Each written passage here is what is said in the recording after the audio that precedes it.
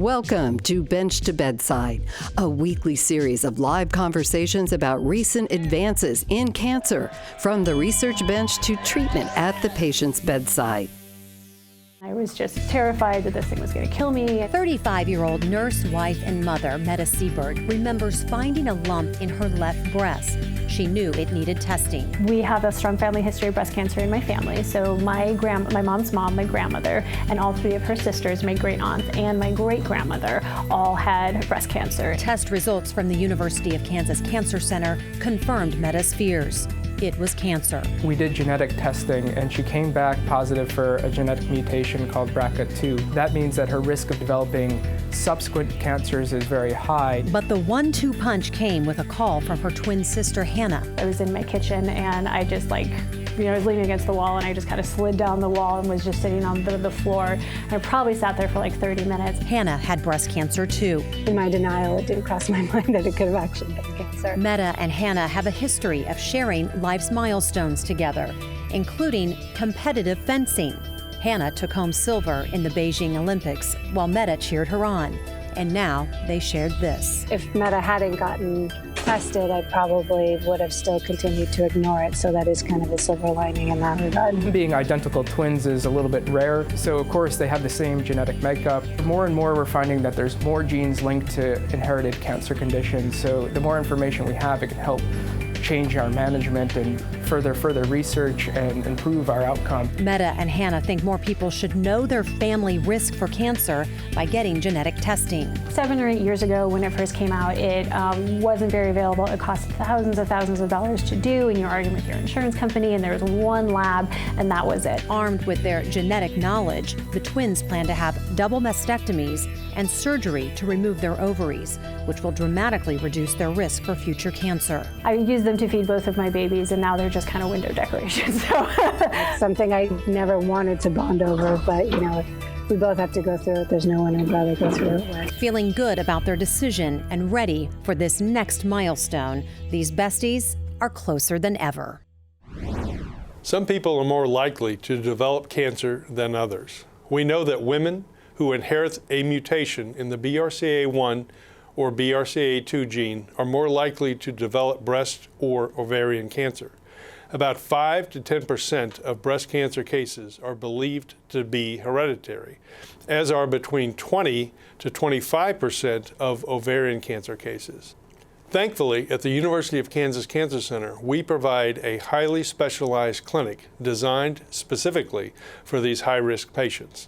Today, we're discussing the Hereditary Breast and Ovarian Cancer Clinic, which provides personalized risk assessment, risk-reducing recommendations, and additional services for those at risk of developing breast and ovarian cancers.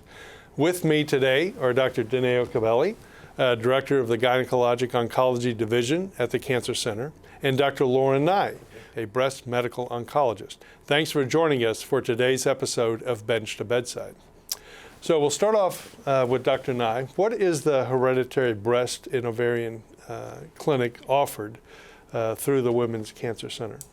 This is a comprehensive clinic where women that have a genetic mutation that increases the risk of breast or ovarian cancer or a strong family history can be seen by a multidisciplinary team all in one setting that includes a breast oncologist, a gynecologic oncologist, a dietitian, and a certified genetic counselor. And we really sit down with them and talk about what is their true risk based on their mutation or family history, and what can we do about it? What should they be doing for screening, and what can they do to reduce their risk? And we talk about lifestyle things like diet and exercise and nutrition and how that may impact their future.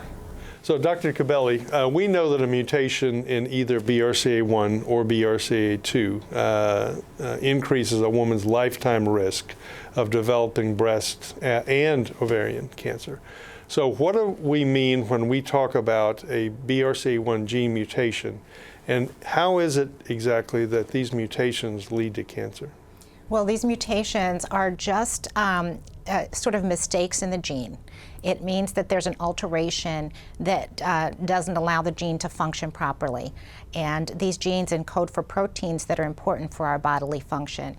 The BRCA1 and BRCA2 genes are important for repairing DNA damage. They're DNA repair proteins. And if they're not encoded properly, if the genes are mutated, then the cells are more susceptible to DNA damage because they cannot repair. And being susceptible to DNA damage makes you more susceptible to developing breast and ovarian cancer. On the flip side of things, it makes you more susceptible to responding to chemotherapy. So at the same time that women who are at risk for developing breast and ovarian cancer have these genes that are mutated in BRCA1 and BRCA2, they're in fact more sensitive to some of our chemotherapeutic drugs. Mm-hmm. So Dr. Nye, typically we associate BRCA1 genetic mutations with women, but men can also carry the BRCA1 mutation and pass it on to their children. What does it mean for men who carry this particular gene mutation? That's correct. Men can be affected by a BRCA mutation. Typically, we associate the BRCA2 gene mutation with an elevated risk of male breast cancer, prostate cancer, pancreatic cancer, and melanoma. And then, like you mentioned, it's important to know even if a male carries one of these mutations because they can pass that mutation on to their children. Mm-hmm. So to follow up on that, what steps should someone take if they learn that a family member has tested positive for either one of the BRCA1 or 2 genes? If you've learned that a family member has tested positive for any gene mutation, you should talk to your provider or see a certified genetic counselor. So Dr. Khabele, over the last few years, at-home genetic testing kits have really increased in popularity. What should you do if you're someone who has purchased one of these tests and you discover through this service that you have a BRCA1 mutation?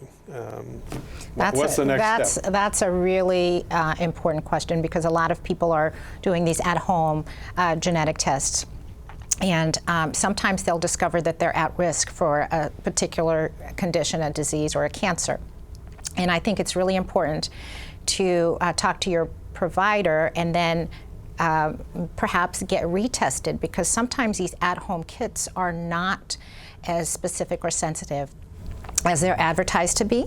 And so I think it's important to have medical involvement once you have a positive test and ensure that it is indeed positive. And then what to do about it is something that a lot of these companies and these kits don't really equip you with. And so I think it's important to seek medical advice if you have a positive test.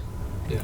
I'm just going to add that even if you have a negative test, if you're testing yourself to see if you have a cancer-related gene mutation, you should still get a tried and true genetic test with your medical provider because those home DNA kits can be inaccurate in either direction. Yeah.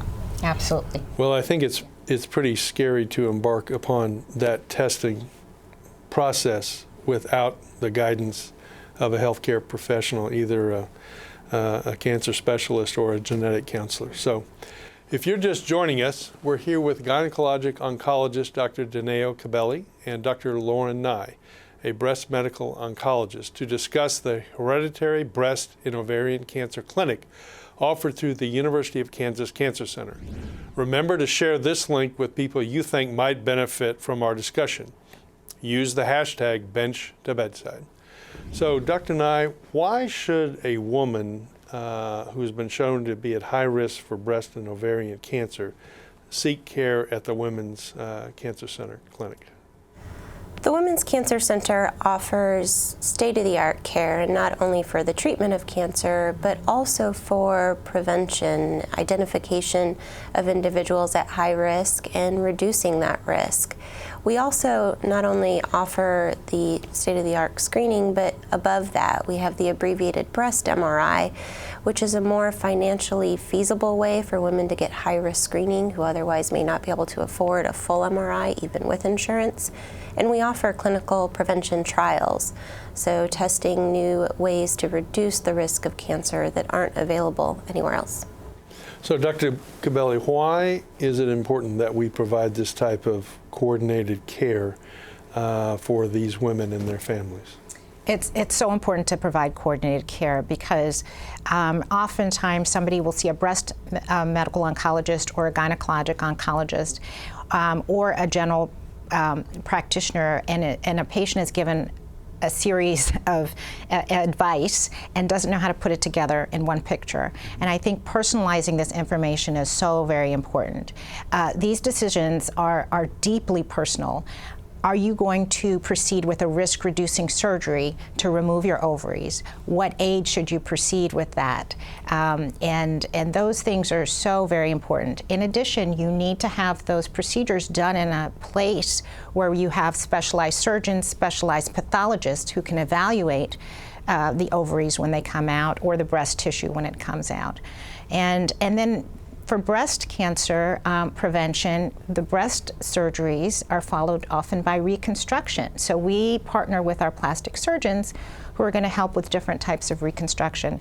So it's a very comprehensive approach to each patient, and some people don't want these surgeries, and we may have chemo prevention or pills that people can take to prevent breast and ovarian cancer. In fact, oral contraceptive pills are known to reduce the risk of developing ovarian cancer. And so in women who are not ready to have their ovaries out and go through menopause at a young age, ovarian cancer risk reduction with birth control pills is a very good method for them. Mm-hmm. So just following up on that, what are the advantages for patients who seek care at a NCI-designated cancer center such as the University of Kansas Cancer Center? Well, the advantage is just the depth and breadth of knowledge and specialists who are trained to work together and who bring their own expertise to the field.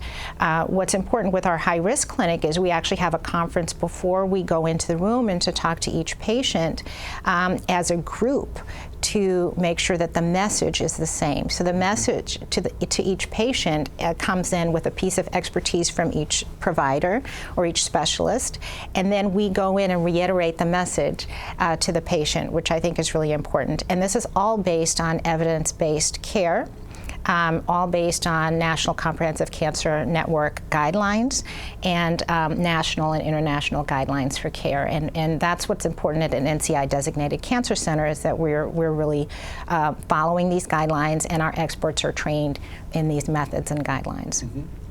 So what would you say is the most important thing for our listeners to take away from today's episode? I think it's important to know your family history.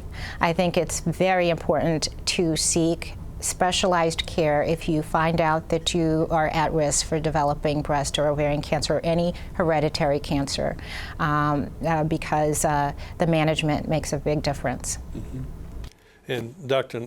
Nye, what's the same question for you? What do you think is the most important takeaway for our listeners today? I'm going to echo, know your family history, ask questions, and then knowledge is power. And we are here to empower you with information so you can take ownership of your health care. Well, thank you so much for being here today. I know you're both extraordinarily busy clinicians. That's it for today. To learn more about today's topic, visit kucancercenter.org/women's cancer. Thanks for watching.